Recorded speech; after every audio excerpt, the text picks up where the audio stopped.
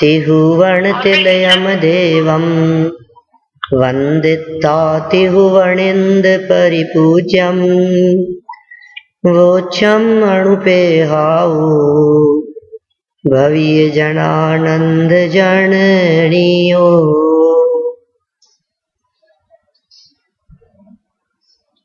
मुमुक्षु of north America द्वारा 10 लक्षण पर्व 2015 के अवसर पर आयोजित इस व्याख्यानमाला के क्रम में प्रतिदिन हम यहाँ 12 भावनाओं की चर्चा कर रहे हैं।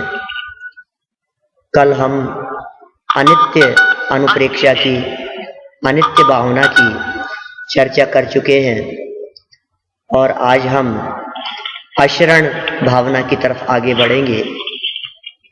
ये अनुप्रेक्षाएं चिंतन के लिए है, चिंतन होना चाहिए, चिंतन चलना चाहिए, क्योंकि जब तक चिंतन चलेगा। हाँ, सुन रहे हैं सभी लोग?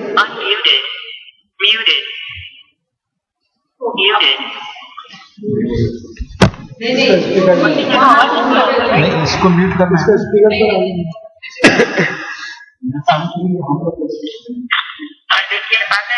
हाँ, सुन रहे हैं ना आप?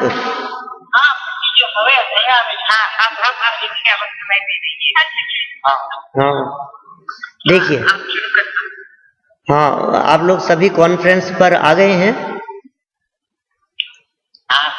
ठीक है।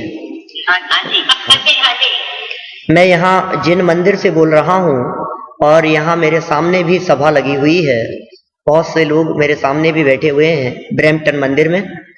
ठीक है, आप लोग अपना फोन म्यूट रखें और हम बात बढ़ाते हैं आगे। अशरण भावना के संदर्भ में 12 भावनाएं हैं, 12 भावनाओं के लिए 12 शब्द वीतरागी संतों ने दिए हैं और 12 प्रकार का चिंतन प्रस्तुत किया है इस जीव के जीवन में वैराग्य उत्पन्न करने के लिए। इनमें सबसे पहली भावना है अनित्य भावना। नंबर फर्स्ट, सबसे पहले नंबर पर अनित्यता की चर्चा क्यों की गई? सबसे पहले अनित्यता की बात क्यों हुई? क्योंकि इस जीव की ऐसी भावना देखी गई ज्ञानियों के द्वारा कि ये जीव जो मिलता है उसको बनाए रखना चाहता है, जो मिलता है उसको टिकाए रखना चाहता है, जो वस्तु प्राप्त हुई ये सोचता है ये बनी रहे। तो आचार्यों ने कहा भैया तू जिनको बनाए रखना चाहता है वो बनी नहीं रहेंगी, वो अस्थिर है, वो क्षणभंगुर है, वो नाशवान है, वो विनाशीक है। जो वस्तु दुनिया में उत्पन्न होती है वो वस्तु नियम से नष्ट होती है। जिसका जन्म होता है उसका मरण नियम से होता है। ये बातें अनित्य भावना के माध्यम से बहुत विस्तार से समझाई गई। समझ में आ गई इसके? लेकिन नया प्रश्न कर दिया, महाराज बात तो आपकी सही है, जो पैदा होता है मरता है, बात तो आपकी सही है, जो चीज बनती है वो बिगड़ती है, लेकिन हम कोशिश करेंगे कि उसे बनाए रखें, हम कोशिश करेंगे कि उसे टिकाए रखें, हम कोशिश करेंगे कि उसे स्थिर रखें, परमानेंट रखें। तो आचार्यों को दूसरी भावना लिखनी पड़ी जिसका नाम है अशरण भावना। जगत के सभी पदार्थ अनित्य तो हैं ही, जगत के सभी पदार्थ अशरण भी हैं। अशरण का अर्थ बचाने से नहीं बचते। आप यदि उनको बचाना चाहो, आप यदि उनको बनाए रखना चाहो, आप यदि उनको टिकाए रखना चाहो तो वे टिके नहीं रहते। ऐसा प्रत्येक वस्तु का स्वरूप है जगत में। देखो आप कितनी कोशिश करते हैं हम बचाने की, मरते न बचावे कोई। सुर असुर खग इंद्रादिक जितने भी हैं, और मणिमंत्र तंत्र बहु होई, मरते न बचावे कोई। मणि मंत्र तंत्र आदि किसी भी मरते हुए जीव को बचाने में समर्थ नहीं हो सकता है। भूधरदास जी क्या कहते हैं अपनी 12 भावना में, अशरण भावना में, ये जिनेन्द्र अर्चना में अपने पेज नंबर है 301, 301। दल बल देवी देवता मात पिता परिवार, मरती बिरिया जीव को कोई न राखन हार, कोई न राखन हार। दल माने होता है सेना, बल माने ताकत। दल हो, सेना का बल हो, बहुत सेना हो, देवी देवता हो, माता हो, पिता हो और परिवार हो, ये सब लाइन से खड़े हुए हो, तो भी कहते हैं मरती बिरिया जीव को। 3rd 4th लाइन है 301 पेज पर। मरती बिरिया जीव को कोई न राखन हार, मरते हुए जीव को कोई भी रखने में समर्थ नहीं है, कोई भी बचाने में समर्थ नहीं है। कहने का मतलब यह है कि जब जिसका काल आ गया हो उसे दुनिया में कौन बचा सकता है। डॉक्टरों की शरण लें, डॉक्टर बचा लेंगे हमारे को। देखो व्यवहार में भले ही हम कुछ भी कहें, इन्होंने बचा लिया साहब, वो तो सही टाइम पर डॉक्टर मिल गया, सही टाइम पर ये व्यक्ति आ गए, सही टाइम पे हॉस्पिटल पहुंचा दिया। अरे साहब नहीं तो हम तो मर ही गए होते।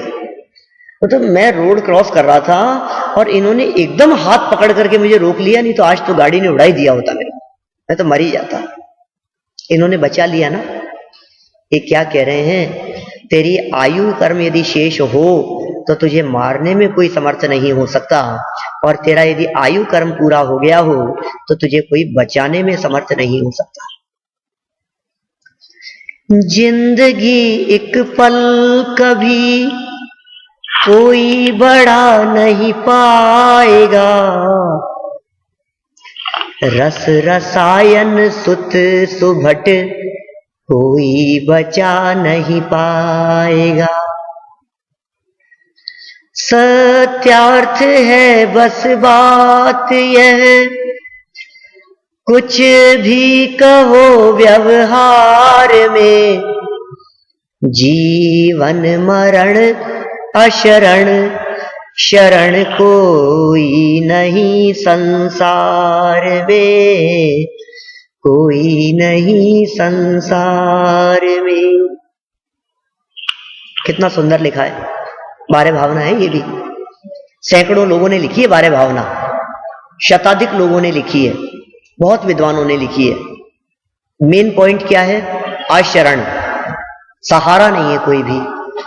जिंदगी एक पल कभी कोई बढ़ा नहीं पाएगा, बढ़ा देगा। राजा महाराजा सम्राट वैद्य हकीम डॉक्टर इंजेक्शन लगाएं, ऑक्सीजन देवें, ब्लड चढ़ाएं, कुछ करें ऐसा, मंत्र तंत्र का जाप करें, फिर तो बचा लिए जाएंगे। एक पल के लिए भी आयु को बढ़ाना संभव नहीं है, अगले पल का भी भरोसा नहीं है आयु का। अब अपन प्लानिंग तो करते हैं 100 साल की, 50 साल की, 70 साल की, बुढ़ापे की, अब भरोसा गारंटी अगले पल की भी नहीं है। जिंदगी एक पल कभी कोई बढ़ा नहीं पाएगा, रस रसायन सुत सुभट कोई बचा नहीं पाएगा। लाइन लगा करके खड़े कर दो। सम्राट सिकंदर की बात की थी ना अभी अपन ने पिछले प्रवचन में। कौन बचाने में समर्थ हो सकता है? बड़े भाग्य से सुनने को मिलती है ये बातें, कानों में मिलना दुर्लभ है, समझ लो आप लोगों का पुरुषार्थ सच में जो सामने बैठे हैं आप लोगों का पुरुषार्थ देख करके हमें लगता है कि सुबह से आज ये तीसरा प्रवचन दोपहर का अपना यहाँ, और सुबह से बैठे हैं 2-2.5 घंटा पूजन करने के बाद, डेढ़ घंटे के प्रवचन सुनने के बाद हैं, उत्तम मार्ग धर्म पे, तत्वार्थ सूत्र पर, फिर ये प्रवचन फिर सुनने के लिए बैठे हैं सुबह से लेकर के अभी दोपहर तक। ये कोई कम पुरुषार्थ का काम नहीं, लेकिन भाई जिंदगी का भरोसा नहीं है। अंजलि जल समझवारी क्षीण होती जा रही, प्रत्येक पल जर जर जरा नज दीक आती जा रही। काल की काली घटा, इस समय में, आज के इस दौर में, क्या ये काल की काली घटा मौत हर क्षण हमारे माथे पर नहीं मंडरा रही है? व्यक्ति घर से निकलता है और सुरक्षित लौट आए तो बहुत आश्चर्य की बात समझना, कितनी दुर्घटनाएं, एक्सीडेंट, भीड़ भाड़, ट्रैफिक, क्या भरोसा है कि वो व्यक्ति बचेगा, वापस लौट करके आएगा घर से निकला है तो? आपके यहां तो कैसे कैसे तूफान आते हैं, टोर्नाडो है, सुना मैंने, ऐसे तूफान आते हैं, उड़ा करके ले जाते हैं, गाड़ियां उड़ा करके, जमीन पे पड़ी हुई गाड़ी को उठा करके ले जाते हैं, 100, 200, 500 फीट उछाल करके दूसरी जगह पटक देते हैं, मकान के मकान उड़ा करके ले जाते हैं, उठा करके ले जाते हैं। ये कैसे तूफान आते हैं? एक पल के लिए नहीं बचाया जा सकता है, फिर भी वैराग्य भाव जागृत नहीं होता। ये सोच सोच करके हमें आश्चर्य होता है। मैं कहता हूं, कभी इस तरह की बात सोचता हूं, चिंतन करता हूं कई बार, कि आज का समय तो ऐसा आ गया है जो इस जीव के वैराग्य के लिए बहुत उत्कृष्ट माध्यम हो, समय हो, क्योंकि ऐसी ऐसी घटनाएं लाइव देखता है और फिर भी तुझे वैराग्य नहीं होता। नेपाल की अभी त्रासदी देखी है अपन लोगों ने लाइव, यूट्यूब पर, व्हाट्सएप पर वीडियो चलते रहे, उनके मकान गिर रहे हैं, बिल्डिंगें हिल रही है, गिर रहे हैं, लोग तड़प रहे हैं, सुनामी की लहरें उठती हुई दिखाई देती है। जापान में रेडिएशन से हजारों लोग मरते हुए दिखाई दिए, कहीं भूकंप आती है, कहीं बाढ़ आते हैं, लोग मरते हैं, ऐसे क्षण में गायब हो जाता है सब। और ये सब दृश्य देख रहे हैं हम लोग, लाइव देख रहे हैं टीवी की स्क्रीन पर, न्यूज चैनल पर। उसके बावजूद भी हमारे को रंच मात्र भी घबराहट नहीं होती है। क्या हो गया हमारे हृदय को? कितने कठोर हो गए हैं हमारे हृदय। भाई साहब, कोई भरोसा नहीं है इस जीवन का, किसी भी क्षण खत्म हो सकता है आपका हमारा ये जीवन। विचार करो, चिंतन करो आप। रस रसायन सुत सुभट कोई बचा नहीं पाएगा, सत्यार्थ है बस बात यह, कुछ भी कहो व्यवहार में। ये बात तो सच्ची है साहब। आयु यदि शेष नहीं हो तो बचाने में सुत सुभट योद्धा, डॉक्टर, वैद्य, हकीम कोई समर्थ नहीं हो पाएंगे। यही सच्ची बात है, ये परम सत्य है। बचाने में समर्थ नहीं हो पाएगा व्यवहार में। लेकिन आप कुछ भी कह दो, इन्होंने बचा लिया, ये शरण है, ये सहारा है। सत्यार्थ है बस बात यह, कुछ भी कहो व्यवहार में। जीवन मरण अशरण, शरण कोई नहीं संसार में, कोई नहीं संसार में। इस संसार में कोई शरण नहीं है। जन्म मरण आदि सभी अशरण दिखाई देते हैं। इन्होंने यहां कह दिया था, दल बल देवी देवता और माता पिता परिवार और मरती बिरिया जीव को कोई न राखन हार। मौत आ गई, कौन बचाएगा? बचा लेंगे कोई? जब जिसका जन्म और मरण जिस द्रव्य क्षेत्र काल भाव में जिन निमित्तों करी सर्वज्ञ भगवान के दिव्य ज्ञान द्वारा देखा गया है, उसे टालने में साक्षात इंद्र और जिनेंद्र भी समर्थ नहीं है। कौन टाल सकेगा उसे? जिसकी मौत जहां होनी है। एक ट्रेन रवाना होती है, कुछ व्यक्ति ट्रेन से चढ़ते हैं, कुछ व्यक्ति उतरे होते हैं टॉयलेट के लिए, पानी पीने के लिए, चाय पीने के लिए। उनकी ट्रेन छूट जाती है, कोई गलत व्यक्ति ट्रेन में चढ़ जाते हैं, आगे जाके ट्रेन का एक्सीडेंट हो जाता है, ट्रेन पलट जाती है। जिनको बचना था उनकी ट्रेन छूट गई, नीचे उतर गए। जिनका जीवन पूरा होना था वे गलती से ट्रेन में चढ़ गए। सोचो आप, कौन क्या कर सकता है कोई समर्थ दिखता है? कौन बचाएगा? कौन शरण होगा? कौन सहारा है हमारे लिए? हम किसकी शरण में जाएं कि कोई हमारे को बचा लेवे? भैया, दुनिया की हर वस्तु नाशवान है, बचाने से बचती नहीं है। ये संदेश दिया जा रहा है और शरण भावना के माध्यम से। आप कितनी भी प्लानिंग करो, परकोटा बना लो, सेफ बना लो, water proof, fire proof, air proof, all proof, ऐसे ऐसे किले बना लिए, परकोटे बना लिए हमने, अब तो मैं सुरक्षित हूं। जब ईरान इराक युद्ध हुआ था 15 साल पुरानी बात होगी शायद, तो उस समय सद्दाम हुसैन ने 7-7 तलघर नीचे और ऐसे जगह पर अपना जगह बनाई उसने, और जहां कोई ऊपर से यदि विस्फोट होवे, बम गिरे जाएं, तो इतना नीचे मैं सुरक्षित हूं कि वो उस पर कोई असर न हो। बोलो फिर क्या हुआ सद्दाम हुसैन का? बोलो, मर गया ना। आप पता है उसके मरने के बाद, जब वो मरा तो उसके मरने के बाद उसके सब वो खोले गए, पकड़ में आ गए सारे, सब उसके खजाने खोले गए, उसके मकान देखे गए। तो उनके मकानों के अंदर क्या लगा हुआ था? वॉश बेसिन सोने के, गोल्ड के, नल लगे हुए हैं तो नलों के अंदर डायमंड्स बड़े बड़े फिटे हैं, सामने मिरर है तो मिरर के चारों तरफ ऐसे डायमंड सेट लगे हुए हैं। बोलो कैसा था?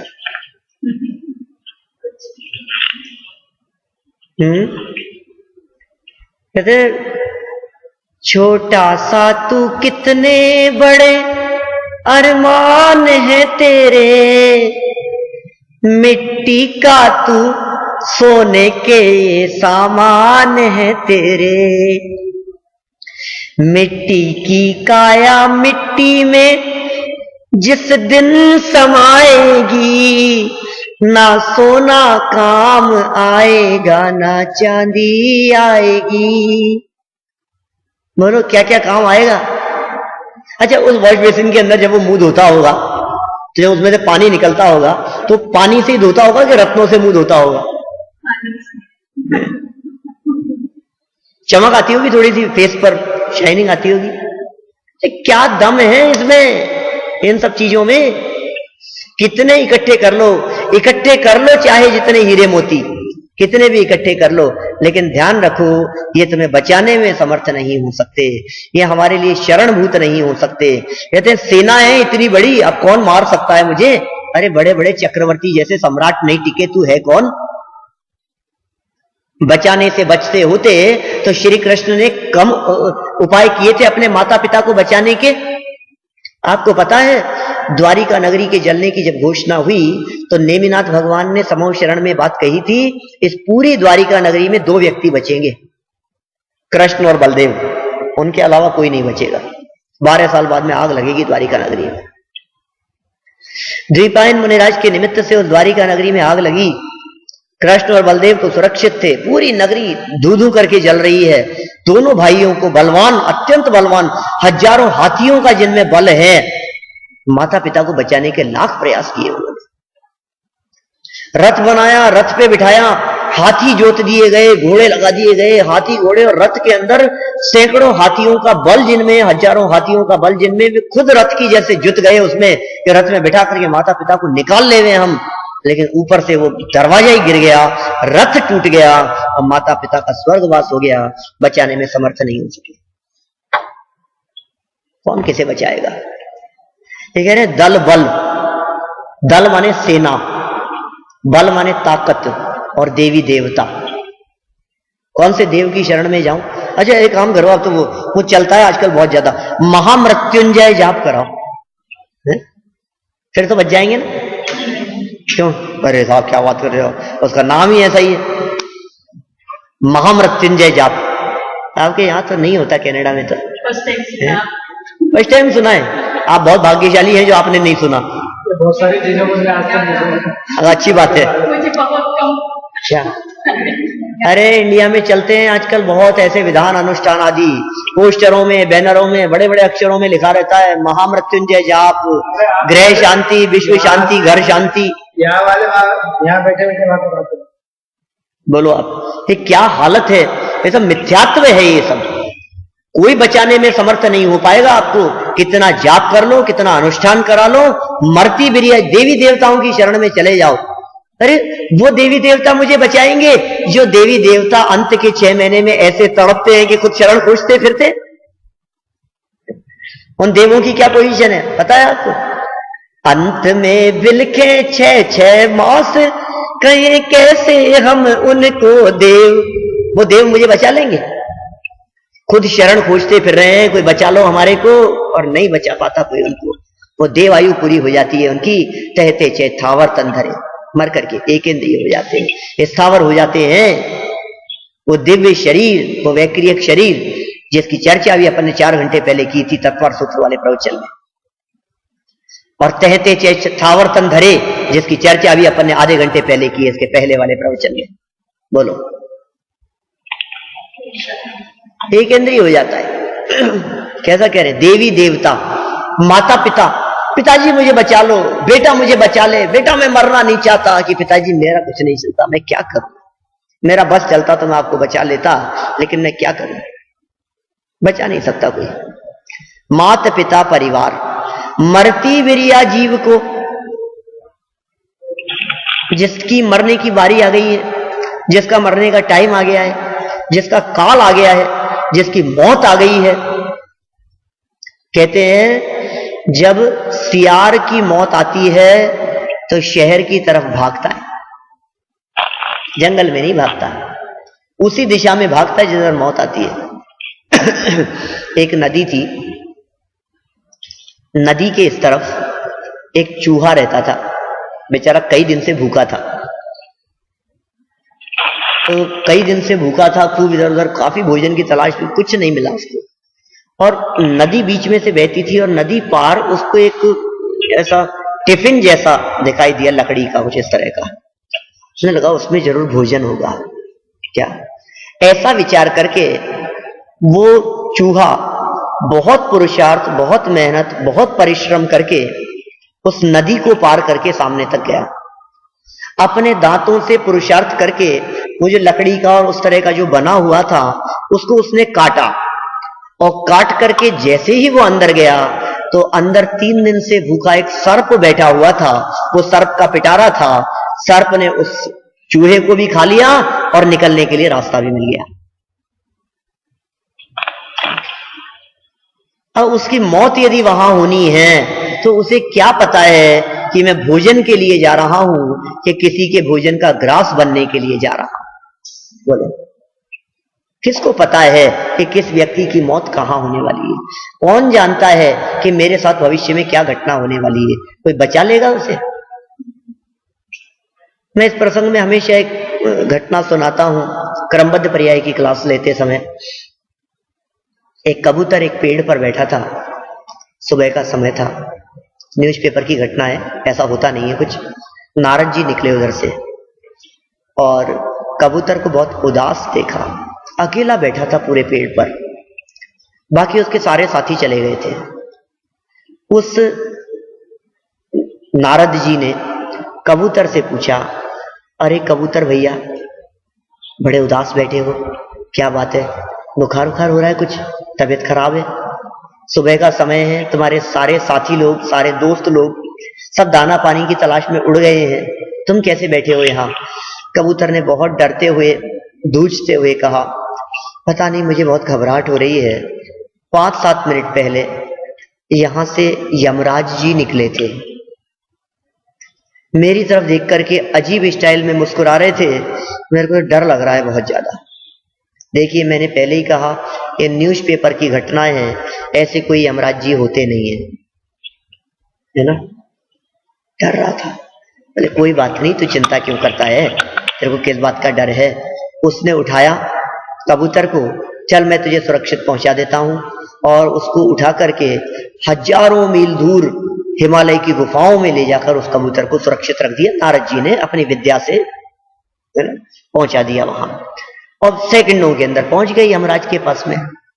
यमराज के पास में पहुंच करके बोले यमराज से, क्या बात है भैया, अभी थोड़ी देर पहले 7-8 मिनट 9 मिनट पहले तुम कबूतर की तरफ देख करके मुस्कुराते हुए निकले थे, क्या बात है, ऐसा क्या है? तो नारद जी की बात को सुनकर फिर मुस्कुराए यमराज, और मुस्कुराते हुए बोले कि बात तो मुस्कुराने की ही है, बात तो हंसी की ही है। कि क्यों, क्या हुआ कि इस कबूतर की मौत, जिसको मुझे लेने जाना है 10 मिनट बाद में, इस कबूतर की मौत हिमालय की गुफाओं में होने वाली है। मैं ये विचार कर रहा था कि 10 मिनट में ये कबूतर हिमालय की गुफाओं तक पहुंचेगा कैसे। तो नारद जी ने अपने कान पकड़ लिए कि मैं तो उसे वहीं पहुंचा करके आ रहा हूं। आप सोचिए, जिस व्यक्ति की मौत जहां लिखी होगी वो व्यक्ति कैसे भी करके उस क्षेत्र में पहुंच जाएगा, उस जगह पर पहुंच जाएगा, अनजान जगह पर पहुंच जाएगा, न मालूम कहां कैसी जगह पर लिखी है। एरोप्लेन में उड़ते हैं आप लोग, हम लोग सभी लोग, समुद्रों के ऊपर से उड़ता है, कब प्लेन क्रैश हो जाए, समुद्र के कौन से कोने में चला जाए, लास्ट हम बहते हुए कहां चले जाएं, कौन से क्षेत्र में कहां जाकर के मरण होगा, कौन जानता है। जंगलों में गिर जाए, बच जाएं, भीलों के बीच में चले जाएं, कहां घूमते भटकते रहें, कोई ठिकाना नहीं है। जिस जगह पर मौत होनी है ना, आयु जहां पूरी होनी है, उस जगह पर पहुंच जाता है। मरती बिरिया जीव को कोई ना कोई भी नहीं है राखनहार, रखने वाला नहीं है। आप कहां शरण खोजते फिर रहे हो? आपकी कोशिश तो फिर साहब लोग कहते हैं कोशिश तो करनी चाहिए साहब, लेकिन तेरी कोशिश से होगा क्या ये तो बता। कोशिश तो बहुत कर ले वे, लेकिन इस कोशिश से कुछ होता नहीं है, कुछ रिजल्ट नहीं निकलता है इस कोशिश से। तो फिर क्या करें?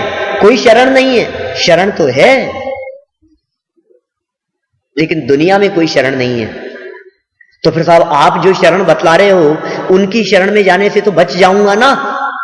अरे ये किसने कहा? तू मर रहा है आयु पूरी होने से नहीं, तू मर रहा है अपने विपरीत परिणामों से, तू मर रहा है अपने खोटे विचारों से, तू मर रहा है अपनी उल्टी मान्यता से। इस मौत को मौत नहीं कहते, इस मरण को मरण नहीं कहते। जीवन छूटने का नाम मरण नहीं है। इस मौत को क्या मौत कहें, ये तो सबकी होती है, इसमें क्या दम है।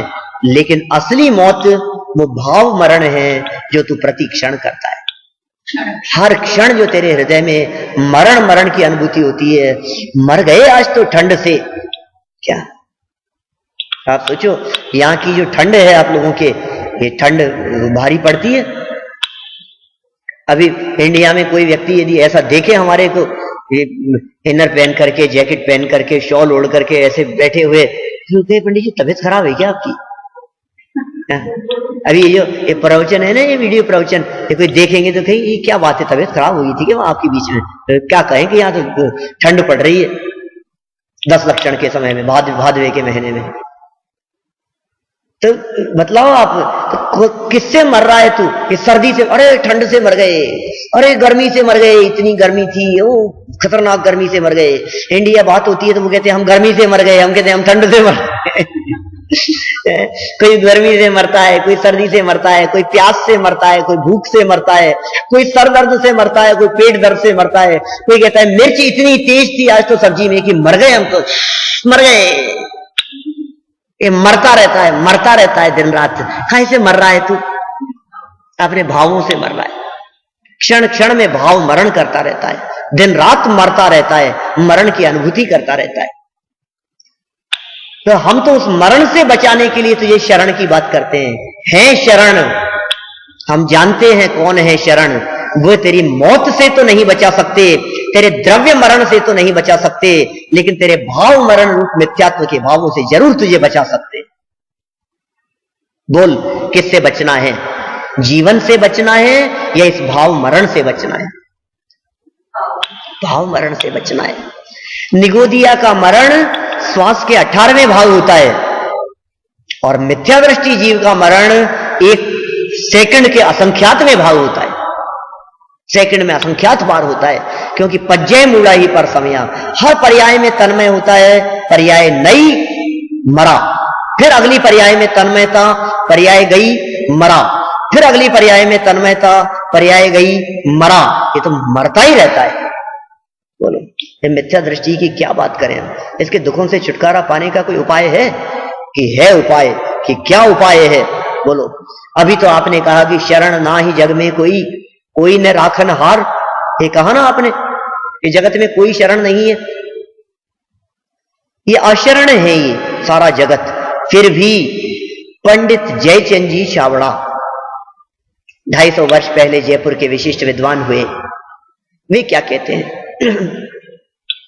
वे इसी अशरण भावना में कहते हैं, देखो आपके इसी पेज पर सामने की साइड, तीसरी और चौथी लाइन, लेफ्ट साइड वाले पेज पर, पेज नंबर 300, जिनेन्द्र अर्चना, जयचंद जी छाबड़ा साहब आशरण भावना में क्या कहते हैं?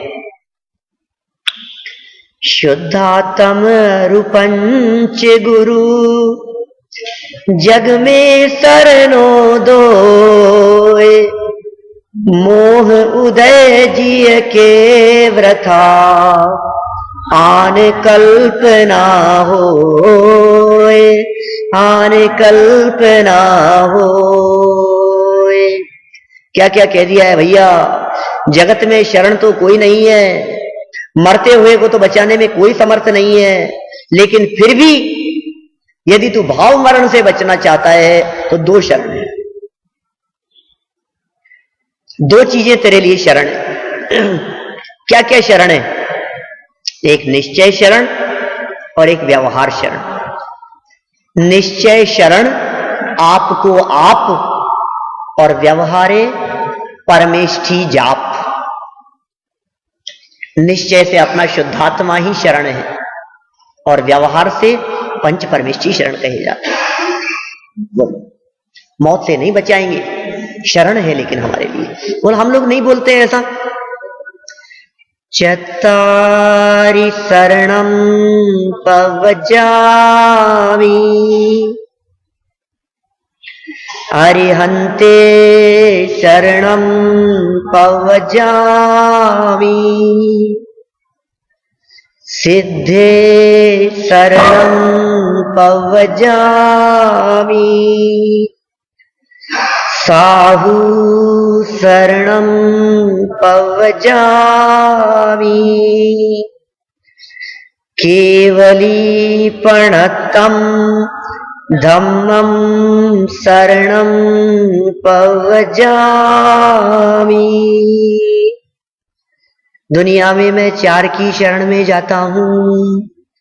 अरहंत भगवान मेरे लिए शरण है, सिद्ध भगवान शरण है, साधु शरण है, और केवली भगवान द्वारा बतलाया गया वितरागी धर्म शरण है। ये शरण है हमारे लिए, ये सहारा है हमारे लिए।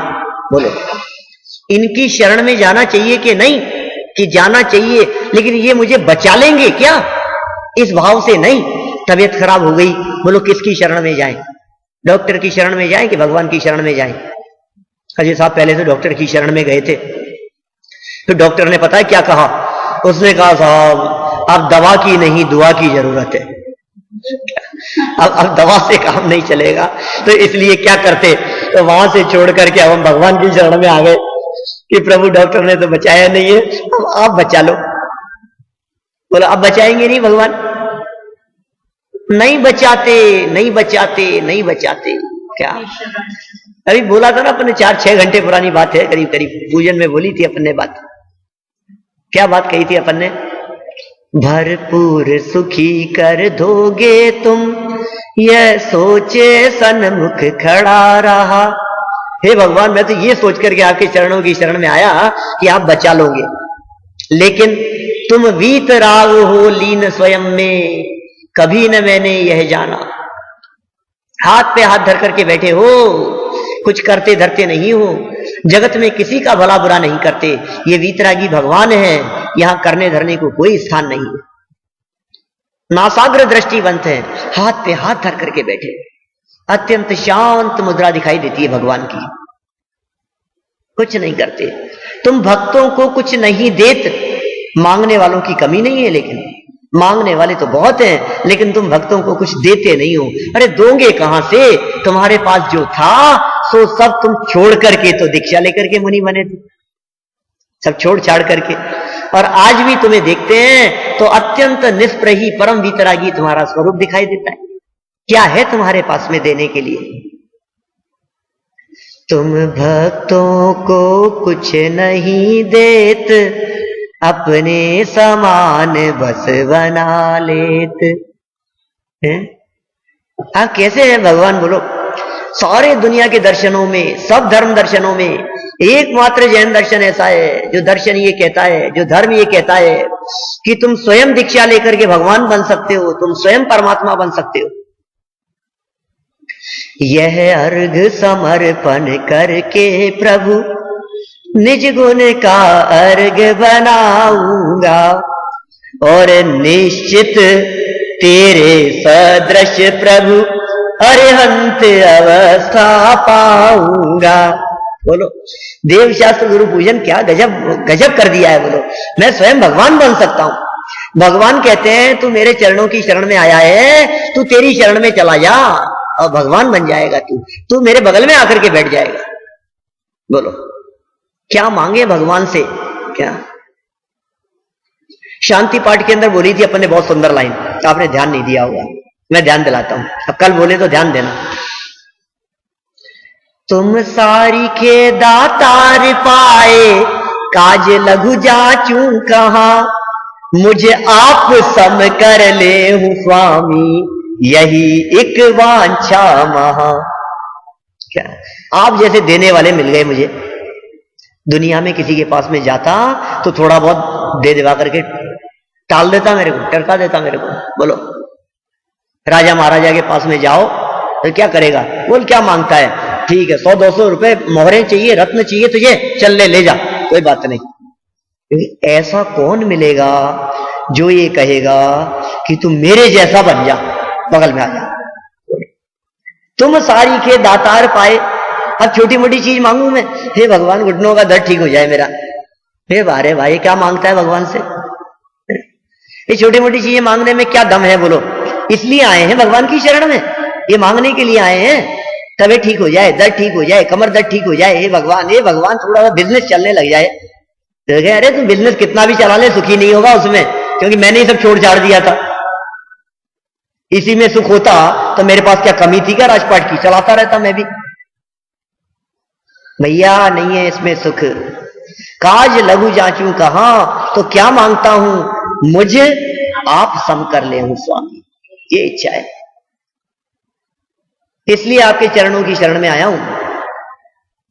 तुम जैसा बनने के कारण शरण तुम्हारी आया, नाथ तुम्हारी पूजा में सब स्वाहा करने आया। तुम जैसा बनने के कारण शरण तुम्हारी आया। बोलो, वेदी पे बैठे हुए ऐसे वितरागी भगवान, ऐसी शांत मुद्रा दिखती है ना, क्यों आए हो आप इनकी चरणों की शरण में? इनको देख करके आपको लगता नहीं है ऐसा, इन जैसा बनना है मुझे, इन जैसा बनूंगा मैं? है आज अर्घ की सार्थकता, तेरी अस्थि मेरी बस्ती। सिद्ध पूजन में कहते हैं जोगल जी साहब, ये अर्घ की सार्थकता तब होगी कि हे सिद्ध भगवान, जहां तुम्हारी अस्थि है, जहां तुम्हारा अस्तित्व है, वो मेरी बस्ती बन जाएगा। इसलिए आया हूं तुम्हारे चरणों की शरण में। दो शरण, निश्चय से शरण आपका आप, और व्यवहार से शरण परमेष्ठी जा। व्यवहार से परमेष्ठी शरण है। कितना गजब कर दिया है इन्होंने। जयचंद जी साहब क्या कहते हैं? शुद्धातम, तीसरी लाइन है, शुद्धातम अरु पंच गुरु, पांचों परमेष्ठी, शुद्ध आत्मा और पंच परमेष्ठी, जग में शरणों दोए, जग में दो ही शरण हैं। पेज नंबर 300 की तीसरी लाइन, 300 पृष्ठ जिनेन्द्र अर्चना, पेज नंबर, और तीसरी लाइन है, शुद्धात्मा और पंच परमेष्ठी जगत में दो ही शरण है, शरणों दोए कि साहब और किसी की शरण में, अरे तुम मजिस्ट्रेट की शरण में चले जाओ, चाहे थानेदार की शरण में चले जाओ, चाहे वकीलों की शरण में चले जाओ, चाहे देवी देवताओं की शरण में चले जाओ, चाहे योद्धाओं राजाओं महाराजाओं सम्राट की शरण में चले जाओ, दुनिया में कहीं चले जाओ, कहीं शरण नहीं है, क्योंकि वे स्वयं ही अशरण है। और जिसकी शरण ले रहे हो वो खुद ही अशरण है। डूबती हुई नाव का सहारा लोगे तो क्या होगा? पत्थर की नाव का सहारा लोगे तो क्या होगा? जो खुद डूब रहा है तुम उसकी शरण लोगे तो तुम भी डूब जाओगे। इसलिए कहते हैं मोह के उदय के कारण तेरी जो ये कल्पना है, ये शरण है, ये शरण है, ये शरण है, इन्होंने बचा लिया, ये बचा लेंगे, इनके पैरों पड़ता है, इनके घुटने टेकता है, माथा टेकता है अपना, लगता है ये बचा लेंगे, ऐसा कर लेंगे। ये क्या कह रहे हैं यहां पर? मोह उदय, मोह के उदय से जीव मतलब जीव के वृथा ही बिना मतलब आन कल्पना होए, अन्य की कल्पना होती है। शरण तो दो ही है। बोलो कौन है शरण? दो में भी जो पंच परमेष्ठियों को शरण कहा है वो तो व्यवहार से कहा है, उपचार से कहा है। उनको शरण कहने का हेतु तो ये है कि उनकी शरण में जाता है तो वे तुझे तेरी शरण में जाने का रास्ता बतलाते हैं। पंच परमेष्ठियों की शरण में आते हैं तो पंच परमेष्ठी ये कहते हैं तू हमारे पास में आया है, एक काम कर, तू तेरे अपने आत्मा की शरण ले ले, वही सच में शरण है। देखो आचार्य कुंद स्वामी ने गाथा लिखी है, योगेंद्र देव ने भी लिखी है, दोनों जगह मिलती है, दोनों आचार्यों की गाथा मिलती है। याद होगी आप लोगों को, संजय भाई याद होगी आपको। अरिहंत सिद्धाचार्य पाठक साधु है परमेष्ठिपन, सब आत्मा की अवस्थाएं आत्मा ही है शरण। कुंद स्वामी की गाथा है, मूल गाथा। योगेंद्र देव के योगसार की भी मूल गाथा है। क्या कहते हैं? अरिहंत, सिद्ध, आचार्य, उपाध्याय, साधु, ये पांच परमेष्ठी है। आपने कहा था ना शुद्धा तमुरु पंचगुरु, पांच परमेष्ठी शरण है, पांच परमेष्ठी शरण है। तो पांच परमेष्ठियों की शरण में थे साहब, अब साहब आपने तो पांच बतला दिए। अरंत की शरण में जाऊं कि सिद्ध की शरण में जाऊं? अब वो उधर वो आचार्य हैं, इधर ये साधु हैं, उपाध्याय हैं, किसकी शरण में जाऊं मैं? ये तो आपने बड़ा एक बता दे। देखो कई होते हैं ना तो कंफ्यूजन खड़ा होता है, एक हो तो कोई संकट नहीं है। सबसे ज्यादा कपड़ों की प्रॉब्लम उनको होती है जिनके पास में बहुत ज्यादा कपड़े होते हैं, क्या पहनूं? अलमारियां भरी होती है और लगता है क्या पहनूं, ये आधा घंटे तो देखने में लग जाता है। और जिनके पास में नहीं होता है कुछ नहीं, ले देखे एक है तो ठीक है, क्या करना, ये पहनना। तो पांच परमेष्ठी शरण कह दिया आपने। तो आचार्य कुंद स्वामी कह रहे हैं ये पांच तो व्यवहार से कहें, सच में तो आत्मा ही शरण है। कितना पांच कहे ना आपने, अरे पांच है ही नहीं। अरंत कौन है ये बता? अरंत कौन है? कि साहब जिन्होंने चार घातिया कर्मों का नाश कर दिया वो अरंत है। अरे तू कहां घातिया कर्मों से देखता है? आत्मा की अंदर में अनंत चतुष्टय स्वरूप प्रकट हुई एक अवस्था है। आत्मा की एक अवस्था का नाम है अनंत अवस्था। सिद्ध कौन है? आत्मा की एक अवस्था का नाम है सिद्ध अवस्था। आचार्य कौन है? आत्मा की अवस्थाएं। साधु, उपाध्याय, ये सब आत्मा की अवस्थाएं हैं। इसलिए सच कहूं मैं आपसे तो पंच परमेष्ठी शरण है, इसका अर्थ एक आत्मा ही शरण है। एक कुंद की गाथा है, बोलो आप कौन इस गहराई में जाता है?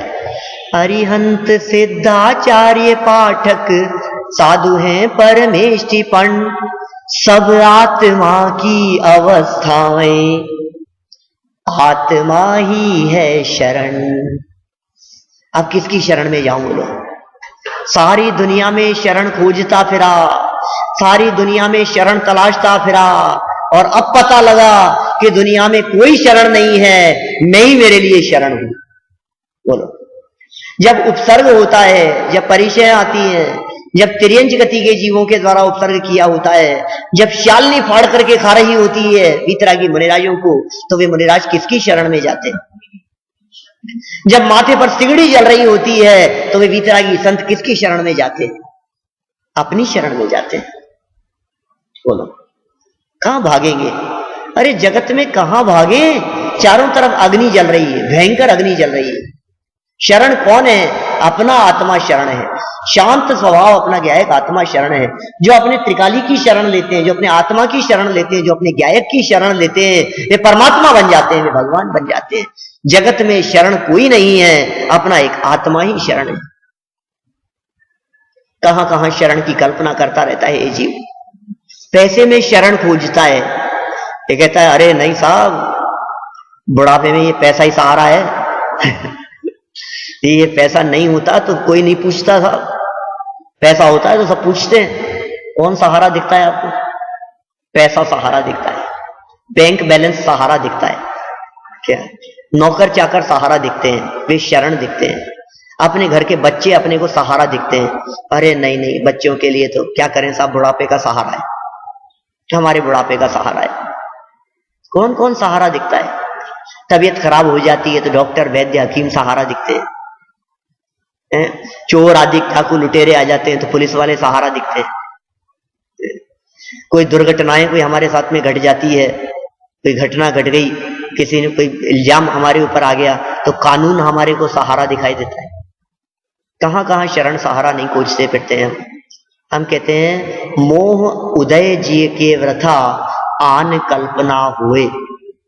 तेरे मोह के उदय के कारण अन्य में शरण पने की कल्पना होती है। जगत में तो कोई शरण होता नहीं है। दुनिया में बिगड़ते हुए को संभालने वाला, सुधारने वाला दुनिया में कोई नहीं है। शरीर बिगड़ेगा, सुधारा नहीं जा सकता। आयु पूरी होगी, बचाया नहीं जा सकता। गाड़ी खरीदी है, खराब होगी, सुरक्षित नहीं रखी जा सकती। मकान बनाया है, नष्ट होगा, बचाया नहीं जा सकता। आंखें हैं, देखता है, खराब होगी, लाख प्रयास करने के बावजूद भी बचाया नहीं जा सकता। और शरण तो फिर क्या करें कि इन वस्तुओं के लिए शरण खोजना बंद कर और अपने लिए शरण देख। कौन है शरण? कोई तो दिखता है, पंच परमेष्ठी दिखते हैं, उनकी शरण में चला गया। प्रभु आपकी शरण में आया हूं, दुखों से मुक्ति दिला दो। तो प्रभु क्या कहते हैं? अरे वाह रे वाह, बड़ा आया सुखी होने के लिए। भगवान थोड़ा सा तो सुख दे दो, आप भरपूर सुखी हो, आप अनंत अनंत सुखी हो आप, और मैं तो बहुत दुखी हूं, थोड़ा बहुत दे दोगे, आपकी क्या कमी पड़ जाएगी, बहुत है आपके पास तो। बोलो, अनंत सुखी है ना भगवान, आपके चरणों की शरण में आया हूं, थोड़ा बहुत तो दे दो, आप तो अनंत सुखी हो, थोड़ा बहुत तो सुख दे दो। भगवान कहते हैं अरे भैया सुन, जब मैं तेरे जैसी अवस्था में था, मैं भी देवी देवताओं के पास में शरण खोजता फिरता था, उनके पास में जाता था, सुख के लिए चक्कर लगाता था, सुख की डिमांड करता था, लेकिन किसी ने मुझे सुखी नहीं किया। और अंत में मैंने सुख प्राप्त किया तो अपने ही पुरुषार्थ से प्राप्त किया है। और अब तुझे भी यही रास्ता बतलाता हूं, दुनिया में भटकने की जरूरत नहीं है किसी के पास में जाने की। तो अपनी शरण ले, अपने स्वभाव की शरण ले और अनंत सुख की प्राप्ति कर। तेरे स्वभाव में अनंत सुख भरा हुआ है। तो कौन शरण है और कौन आशरण है, ये आशरण भावना के माध्यम से हमें दोनों प्रकार से चिंतन करना चाहिए। क्योंकि जब तक दोनों रूपों से चिंतन नहीं किया जाए तब तक वो अनेकांतात्मक चिंतन नहीं होगा। ये जैन दर्शन अनेकांत से चिंतन करने की बात करता है। कौन आशरण, कौन शरण? जगत में जिनको शरण समझते थे वो झूठे, और जो पंच परमेष्ठी शरण है वो भी सच्चे नहीं है, वो भी व्यवहार से। तो असली शरण अपना ही आत्मा। जब दिल खोजा अपना, इससे भला न कोई। हम सभी ऐसे अपने स्वभाव की शरण लेते हुए, अपने गायक की शरण लेते हुए इस आशरण भावना का सत्यार्थ चिंतन करें। इसी मंगल भावना से मैं अपनी बात को विराम देना चाहता हूं। अनित्य के बाद में आशरण भावना की चर्चा आज हमने यहां की है। इन भावनाओं का व्यवस्थित क्रम है। आचरण के बाद में संसार भावना कैसे खड़ी होती है और क्या चिंतन, क्या शंका, क्या तर्क इस अज्ञानी जीव के जीवन में होते हैं, उनका समाधान किस प्रकार से किया जा सकता है, संसार भावना के रूप में उसका चिंतन वितरागी संतों ने प्रस्तुत किया है। कल हम अपेक्षित विस्तार से उसकी चर्चा करेंगे। अभी की बात को यही विराम देते आपके बहुत आभारी है संजीव जी, आप इतनी अच्छी तरह से हमको समय देकर बताते हैं, जितने अच्छे पर्व के दिनों में समझा रहे हैं। अच्छी जिनवाणी लेते हैं। हाँ, जनवाणी स्तुति के लिए खड़े हो जाए।